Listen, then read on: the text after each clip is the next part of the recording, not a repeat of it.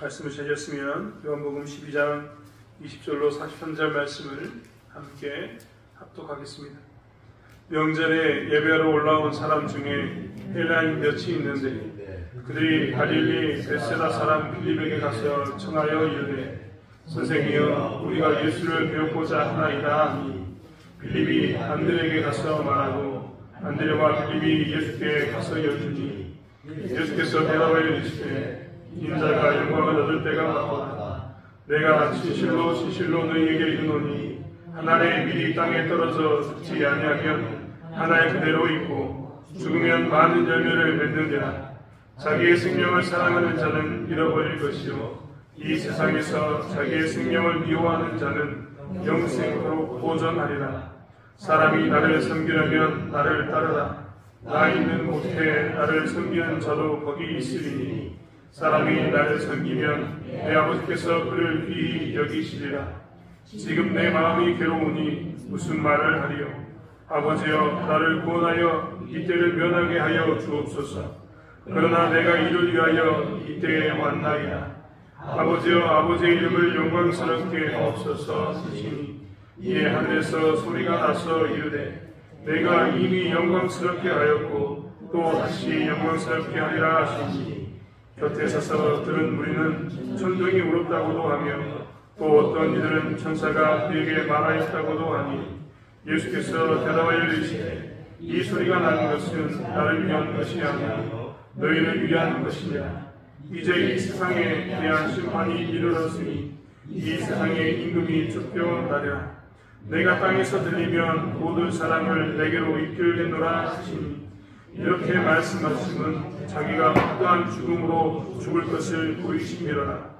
이에 우리가 대답하되 우리는 율법에서 그리스도가 영원히 계신다 함을 들었거늘 너는 어찌하여 인자가 되려야 하리라 하느냐. 이 인자는 누구냐. 예수께서 이르시되 아직 잠시 동안 빛이 너희 중에 있으니 빛이 있을 동안에 다녀 어둠에 붙잡히지 않게 하라. 어둠에 다니는 자는 그 가는 곳을 알지 못하느니라. 너희에게 아직 빛이 있을 동안에 빛을 믿어라. 그리하면 빛의 아들이 되리라. 예수께서 이 말씀을 하시고 그들을 떠나가서 숨으시니라.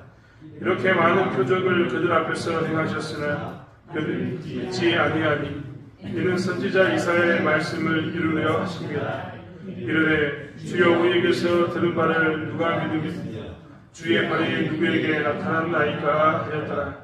그들이 능히 믿지 못한 것은 이 때문이니 곧 이사야가 다시 일렀으되 그들의 눈을 멀게 하시고 그들의 마음을 완고하게 하셨으니 이는 그들로 하여금 눈으로 보고 마음으로 깨닫고 돌이켜 내게 고침을 받지 못하게 하려 함이라 하였습니다. 이사야가 이렇게 말한 것은 주의 영광을 보고 주를 가리켜 말한 것이라. 그러나 관리 중에서도 그를 믿는 자가 많되 바리새인들 때문에 드러나게 말하지 못하니 이는 출교를 당할까 두려워함이라. 그들은 사람의 영광을 하나님의 영광보다 더 사랑하였더라. 아멘. 우리는 지난주에 종려주일로 보냈습니다. 종려주일을 보내고 난 후에 우리가 종려주일의 의미와 종려주일 전에 어떤 일이 있었는가에 대한 말씀을 살펴보았습니다. 그리고 특별히 주일날은 종려주일 그 기쁜 순간에 참여하지 못한 두 부류의 사람들을 이야기하면서 그들은 왜 그렇게 기쁜 순간에 참여하지 못했는가를 살펴보았습니다. 특별히 종교 지도자들은 자신의 권위가 사라진 것이 싫어서 예수를 받아들이지 못했습니다. 그래서 예수님께서 종려주일 메시아로 입성함에도 불구하고 그들은 메시아로 받아들인 것을 거부했습니다. 나보다 예수가 더 드러나는 것이 싫었던 겁니다. 우리도 신앙생활하는 동안 나보다 더 좋은 신자로 사는 누군가가 싫어하는 것은 있지 않는가. 또한 이런 모습 가운데 우리가 살펴봐야 됨을 우리는 그들을 통해서 보았습니다. 또 한 무리는 가룟 유다와 같은 무리입니다. 가룟 유다는 자신의 희생보다는 남의 희생을 원했던 사람입니다. 또한 예수보다 가난한 사람과 민족이 먼저 보였던 사람입니다. 그래서 그는 메시아가 입성하는 그 종려주일의 그 기쁨에 이 예수 그리스도의 메시아 입성의 기쁨에 동참하지 못했습니다. 예수님은 그러한 가운데 종려주일을 보냈습니다. 종려주일에 예수님은 메시아로 입성하셨는데 메시아로 입성한 그는 세상과 다른 것을 계속해서 강조하게 됩니다. 이제 오늘 저희가 읽었던 본문의 말씀도 예수님이 종료주의, 즉 메시아로 입성한 난 이후에 어떤 것을 하셨는가, 어떤 이야기를 하셨는가에 대한 이야기인데, 우리가 생각하기에는 보통 이렇게 나라가 독립을 꿈꾸고 있었을 때 그 나라에 기다렸던 메시아가 예루살렘에 이렇게 메시아로서 입성했다면 어떤 것을 우리가 기대하냐면, 보통 이런 메시아가 들어와서 만약에 우리나라가 됐다면 독립선언문을 외치면서 우리나라는 이 자주국가로서의 독립을 원한다. 우리는 이제 독립국가다. 나를 통해서 독립이 선포되겠다. 라는 이런 말을 선포하는 게 당연한데, 예수님, 우리가 생각하는 그렇게 당연한 건 아니겠습니까? 그런데 예수님은 그 당시에 무엇을 했느냐? 메시아로 입성해서 그런 선언문을 강조하거나 혹은 자기가 왕이 되었다라고 이야기하면서 어떤 사건이 일어날 것을 공포하거나 혹은 이제 나를 따르라 라고 외치는 그런 일을 행하지 않으셨습니다. 오히려 메시아로 입성했기 때문에 우리가 보통적으로 생각한다면 그런 것이 당연한 것인데, 예수님은 강조하는 바가 따로 있었다라는 것을 오늘 요한복음 12장은 우리에게 보여주고 있습니다. 즉 예수님은 메시아로 입성한 것은 분명하지만 그 메시아로서 그가 강조했던 부분은 우리가 생각하는 강조점과 완전히 다른 모습 가운데 있었다는 것을 우리는 알 수 있습니다. 이스라엘 백성들도 아마 우리처럼 예수님께서 무슨 선언문을 외치거나 왕국을 선포하거나 이제 나를 따르라라는 말에 듣기를 원했을 텐데, 예수님은 전혀 다른 것들을 강조하면서 이야기했습니다. 왜 그럼 예수님께서는 그렇게 종료주일날 메시아로 입성하고 난 후에 그것을 강조했을까요? 우리가 늘 아는 것처럼 대통령이 돼서 취임식을 하게 되면 제일 먼저 자기는 선거 공약, 자기가 임기 내에 어떤 일을 할 것인가에 대한 그 공약에 대한 내용들을 다시 한번 선포하게 됩니다. 중요한 것을 강조하게 되는 거죠. 그런 것처럼 예수님께서도요, 강조하고 싶은 게 있었습니다. 자기가 예수님이 메시아로 예루살렘에 입성했지만 이 메시아로 입성한 것은 다른 목적이 있는 게 아니라 이런 목적이다. 나는 메시아로 입성해서 독립을 선언하는 게 아니라 나는 너희들이 원하는 어떤 그런 꿈꾸는 나를 따르라라는 이런 왕국을 세우는 게 아니라 나의 왕국은 너희들이 바라는 것과 다른 부분에 있다고 얘기하면서 예수님 스스로의 강조점을 이야기했던 겁니다. 그렇다면 예수님은 그 강조점이 무엇이었을까? 메시아로서 등장하고 난 이후에 그의 강조점을 우리 다시 한번 살펴봐야 되고, 왜 그가 이 종료주일, 즉 메시아로 입성하고 난 이후에 이런 것을 강조했는가를 우리가 다시 한번 돌아봄으로 인해서 우리의 신앙을 점검하는 저와 여러분이 되기를 원합니다. 특별히 종료주일은 메시아로서 그가 임하였기 때문에 메시아로서 임한 그가 무엇을 강조했는가를 우리는 잘 살펴봐야 된다는 것을 다시 한번 보게 됩니다. 오늘 성경 말씀을 보면, 오늘 성경 말씀에는 첫 번째로 그가 메시아로 입성을 한 이후에 무엇을 강조했느냐? 24절의 말씀을 보면 내가 진실로 진실로 너희에게 이르노니 한 알의 밀이 땅에 떨어져 죽지 아니하면 한 알 그대로 있고 죽으면 많은 열매를 맺느니라 라고 예수님은 강조하십니다. 예수님은 지금 메시아로 입성을 한 이후에 무엇을 강조했냐면 한 알의 미라를 강조하신 겁니다. 메시아로 등장하고 난 이후에 첫 번째 강조점은 정말 우리가 이야기했던 것처럼 어떤 선언문이나 사면 이런 게 절대 아니라 그는 미랄로서의 삶을 강조했습니다. 하나의 미랄을 강조했다는 겁니다.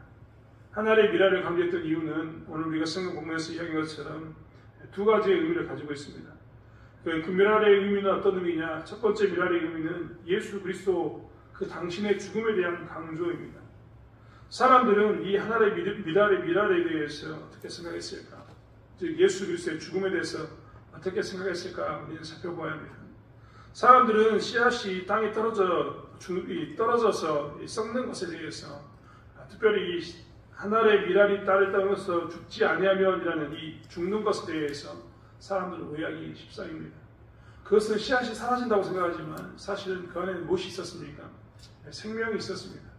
하지만 생명이 다시 날 때까지, 열매가 맺힐 때까지 사람들은 무엇이라 생각하냐면 그것은 썩어져 없어진 것이다 라고 이야기합니다.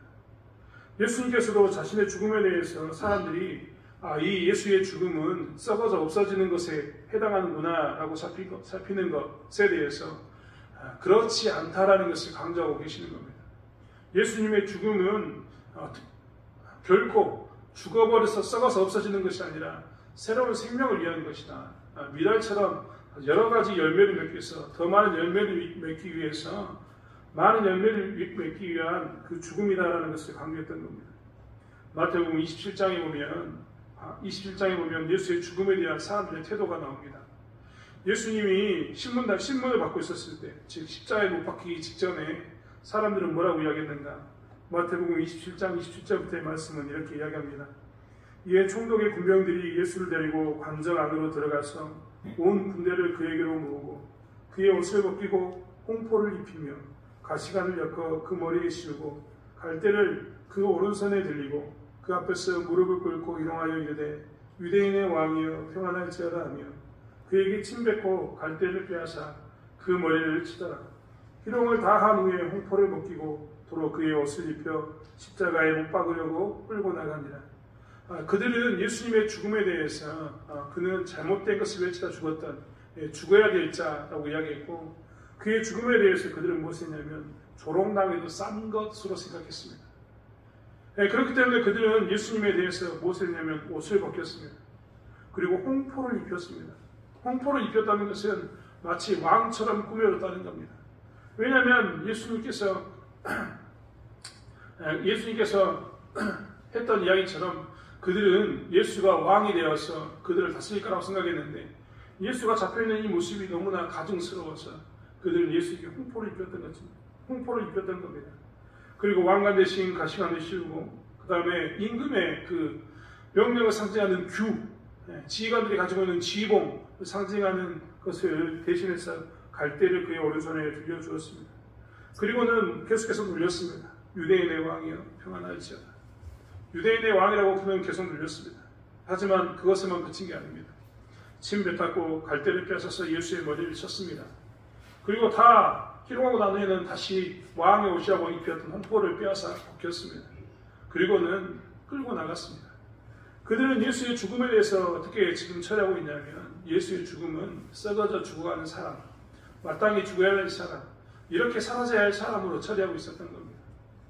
예수님은 이것을 뻔히 알고 계셨습니다. 앞으로 사람들은 자기의 죽음에 대해서 저 사람은 저렇게 죽어야 되는 사람으로 손가락질하면서 죽일 것을 알고 있었기 때문에 예수님은 자기의 죽음에 대해서 설명해 줬던 겁니다. 종료주일 이후에 설명해 준 겁니다. 나의 죽음은 미라클로스의 죽음이다.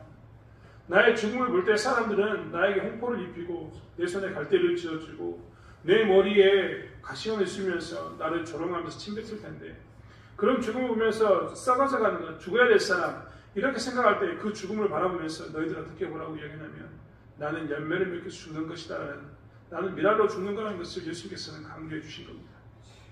십자가에 못 박히실 때도 마찬가지입니다. 사람들은 십자가에 못 박히신 예수에 대해서 어떻게 조롱했습니까? 그들은 마태복음 27장에 보면 지나가는 자들은 자기 머리를 흔들며 예수를 모욕하여 이르되 성전을 헐고 사흘에 짓는 자여, 내가 만일 하나님의 아들이여든 자기를 구원하고 십자가에서 내려오라 하며, 그와 같이 대제사장들도 서기관들과 장로들과 함께 희롱하여 이르되 그가 남은 구원하였으되 자기는 구원할 수 없도다. 그가 이스라엘의 왕이로다. 지금 십자가에서 내려올지어다. 그러면 우리가 믿겠노라. 그가 하나님을 신뢰하니 하나님이 원하시면 이제 그를 구원하실지라. 그의 말이 나는 하나님의 아들이라 했도다 하며 함께 십자가에 못 박힌 강도들도 이와 같이 욕하더라. 십자가에 못 박혀 있는 예수에 대해서도 그들은 조롱했는데 어떻게 조롱했습니까? 그 예수 그리스도께서 십자가에서 못 박혀 죽어서 구원하는 그 행위, 예수님이 그동안 나는 이제 십자가에 못 박혀 죽을 것을 이야기하고 있고 자기의 죽음으로 구원을 이루겠다는 것을 이야기하셨는데, 지금 그런 행위 자체를 뭘로 보고 있습니까? 그 구원 행위를 부인하면서 그는 죽을 자, 썩은 자로 생각하고 있었던 겁니다.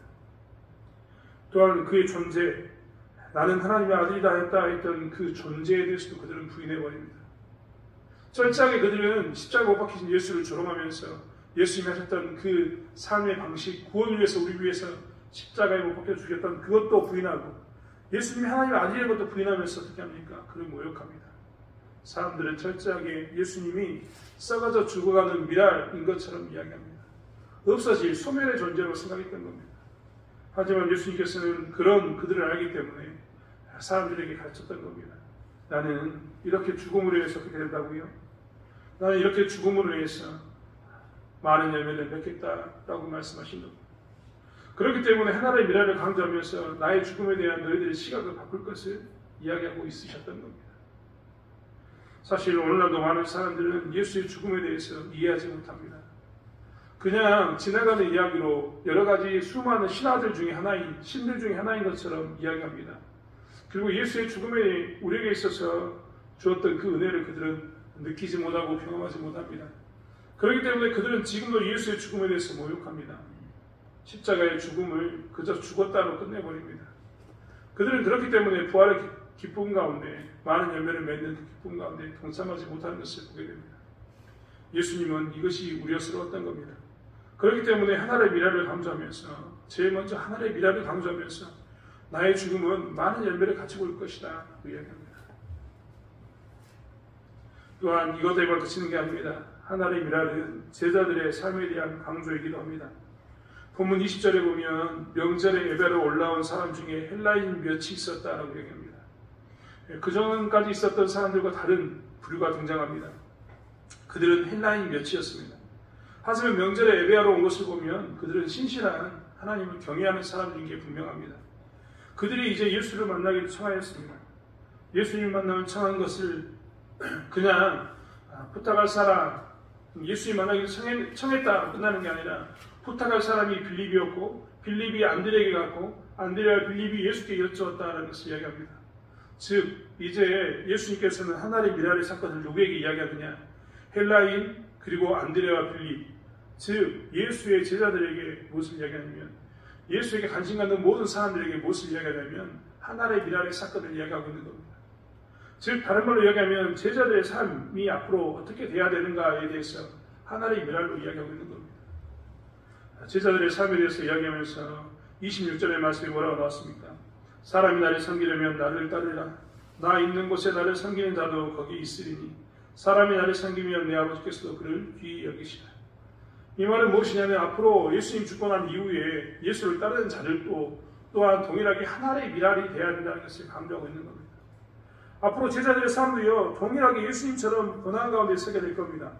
그들은 고난 가운데 서서 예수를 따른다고 하면 할수록 더 고난 가운데 서게 됩니다.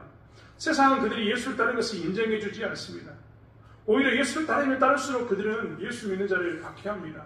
죽이게 될 겁니다. 그들과 하여금 소외되게 만들 겁니다. 하지만 그때에도 뭐라고요? 너희들이 하나님의 미랄이 되어야지만 많은 열매를 맺을 수 있다라고 강조해 주고 계시는 겁니다.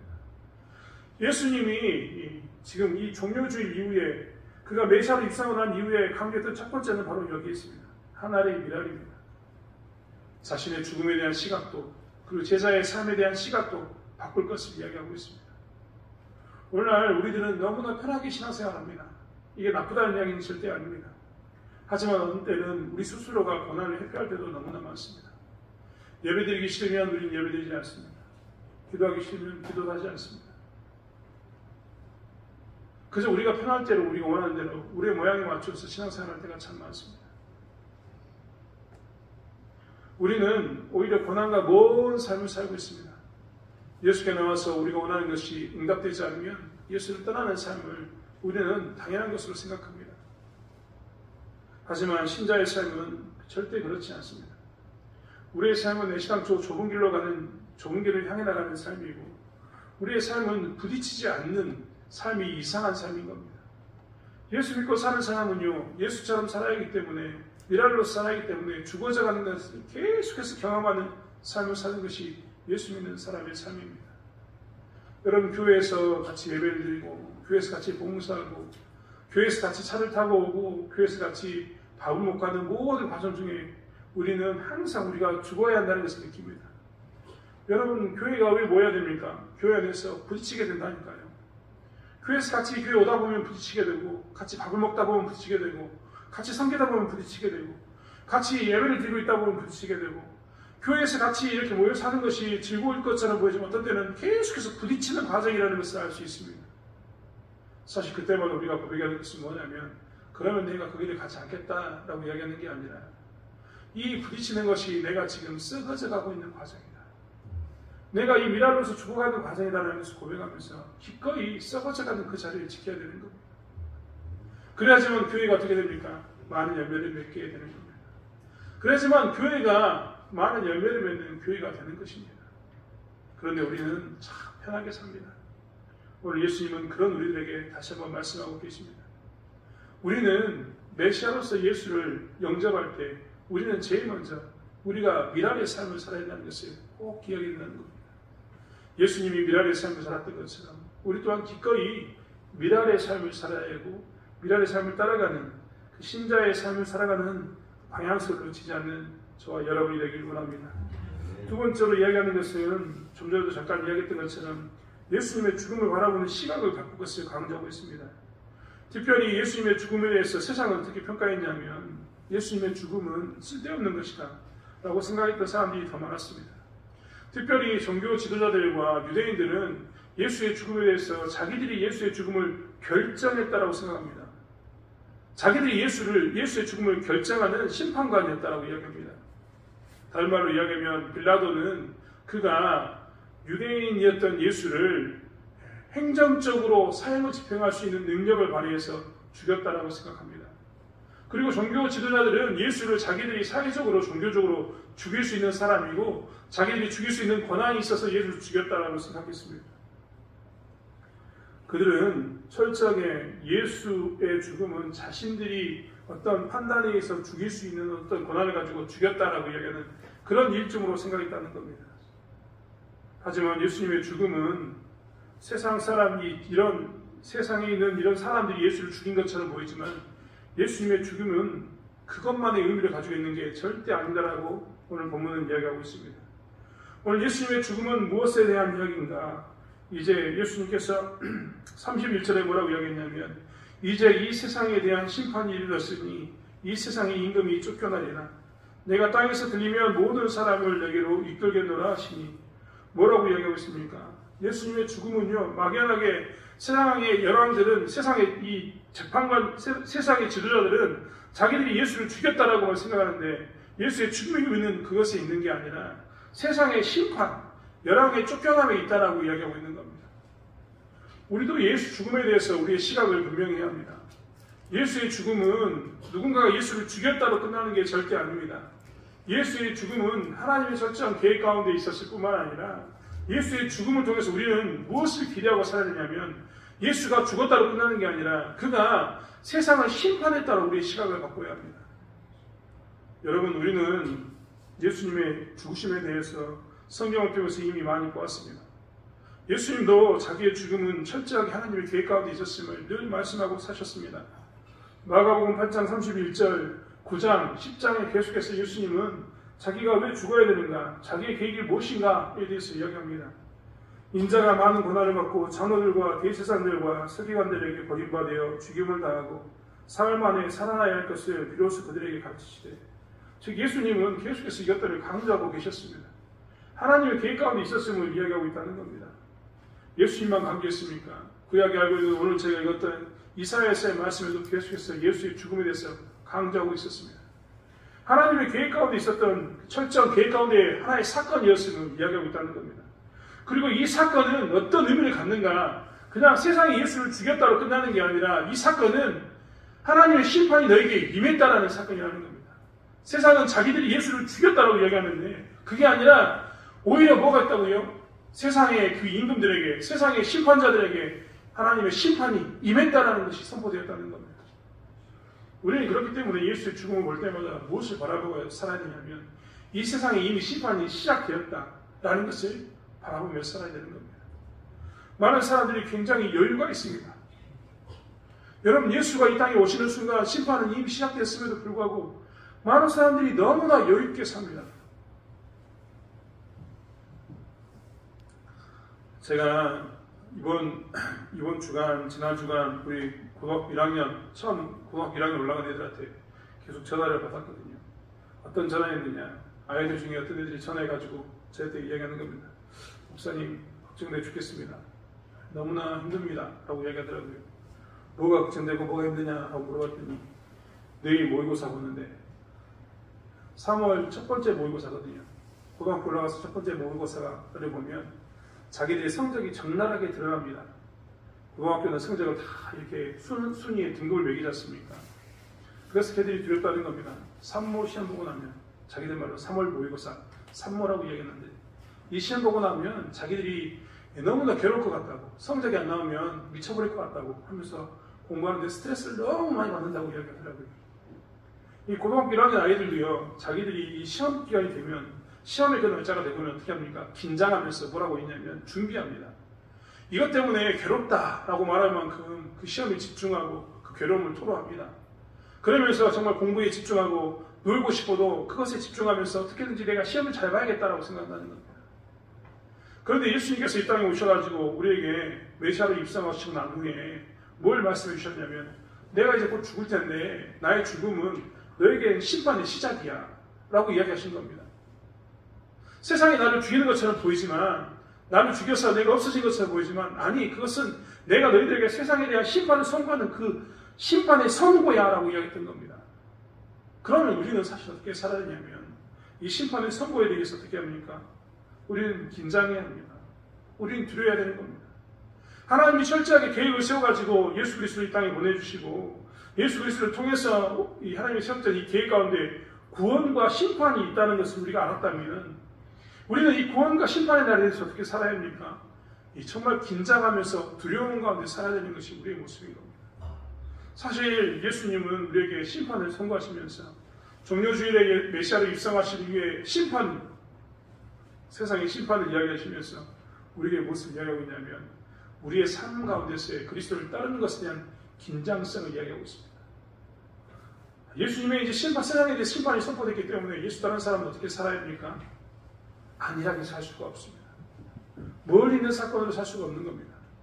언제 임할지 모르는 이 심판, 언제 끝날지 모르는 이 심판에 대해서 우리는 무엇을 해야 됩니까? 두려움 가운데 우리의 신앙을 점검해야 되는 겁니다.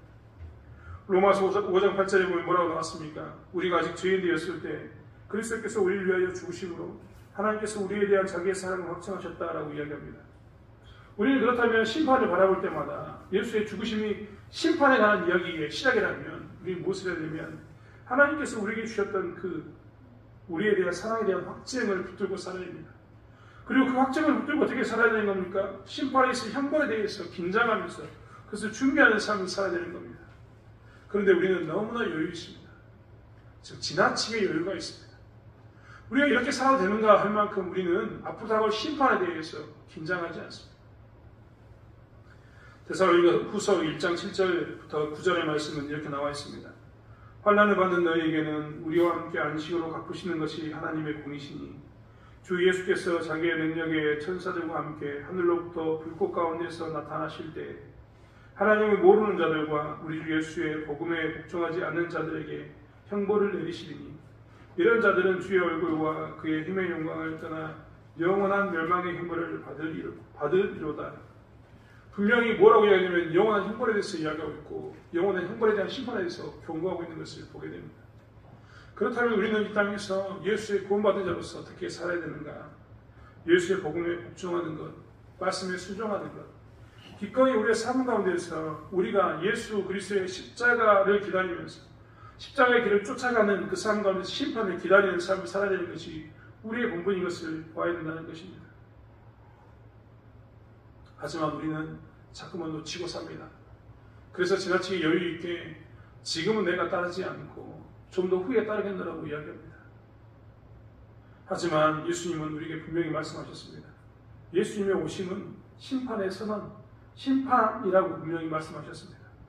우리가 다시 한번 오늘날 살아가면서 이 고난주간에 예수의 오심이 이미 심판의 시작을 알리는 서막이었던 것을 기억하면서 심판을 준비하고 우리의 마지막을 준비하는 삶을 살아가는 저와 여러분이 되기를 원합니다. 이렇게 예수님께서 이야기했음에도 불구하고 사람들은 어떤 길을 선택했는가? 오늘 42절과 43절에 보면 이렇게 나와 있습니다. 그러나 관리 중에도 그를 믿는 자가 많되 바리새인들 때문에 드러나게 말하지 못하니 이는 출교를 당할까 두려워합니다. 그들은 사람의 영광을 하나님의 영광보다 더 사랑하였다. 오늘 이런 이야기를 예수님께서 분명히 말씀하셨고, 미랄로 살아야 한다. 심판을 너희들이 선포되었음을 기억하면서 살아야 한다라고 이야기했지만, 사람은 어떻게 살았는가? 그 이야기를 들었던 많은 사람들은 사람의 영광을 하나님의 영광보다 더 사랑하여서 예수를 고백하는 것을 떠나 살았습니다. 오늘날 우리들은 어떻게 살아야 되는가? 다시 한번 고난주간에 우리의 모습을 돌아보기로 합니다. 우리는 오늘 예수께서 예루살렘 입성 이후에 메시아 이후에 미랄로 살아야 한다. 심판을 너희들이 정말 심판이 선포됐으면 생각하면서 살아야 한다는 이 말씀 듣고 난 이후에도 우리는 어떤 모습으로 살고 있는지, 세상 가운데 사람의 영광을 위해 살고 있는지 하나님의 영광을 위해 살고 있는지 다시 한번 살펴보기를 원합니다. 만약 우리가 하나님의 영광을 위해 산다면 우리는 이 고난주간 다시 한번 고백하게 될 겁니다. 하나님, 저는 다시 미랄이 되길 원합니다. 하나님, 저는 다시 주의 죽으심을 바르게 받아들이면서 심판을 기다리는 자가 되겠습니다. 주의 죽으심, 특별히 주의 죽음을 통해서 우리에게 보이셨던 사랑에 대한 확증을 붙들고 삶을 위해서 나의 삶을, 나의 신앙을 바르게 세워서 심판 때에 부끄럽지 않은 신자의 삶을 사겠습니다 라고 고백할 수밖에 없다는 것을 우리는 너무나 잘 알고 있습니다. 사랑하는 성도 여러분, 고난주간 우리가 다시 한번 하나님의 영광을 위해서 살기 원합니다. 그리고 다시 한번 미랄이 되고 다시 한번 그리스도의 은혜 안에서 바르게 신자의 삶을 살아가는 저와 여러분이 되기를 원합니다. 이번 고난주간도 그냥 지나가는 것이 아니라 이 은혜 가운데 거하는 저와 여러분이 되길 원합니다. 기도하겠습니다. 하나님, 고난주간 우리는 누구의 칭찬을 바라보고 있습니까? 사람의 영광입니까? 하나님의 영광입니까? 하나님, 우리가 하나님의 영광을 더 사랑할 수 있도록 저에게 은혜 부어주실 줄 믿습니다. 특별히 고난주간에 우리가 받았던 사랑에 대해서 기억하고 은혜에 대해서 기억함으로 인해서 예수님이 가셨던 그 길, 미랄의 삶을 저희가 쫓아갈 수 있도록 도와주시며 심판을 기다리면서 죽음도 불쌍하는 신자의 그 바른 삶을 살아가는 저희들에게 하나님 붙들어 주실 줄 믿습니다. 이번 고난주간 다시 한번 그리스도의 은혜 가운데 온전히 거하게 도와주실 줄 믿사오며 감사드리며 예수님의 이름으로 기도드렸습니다. 아멘.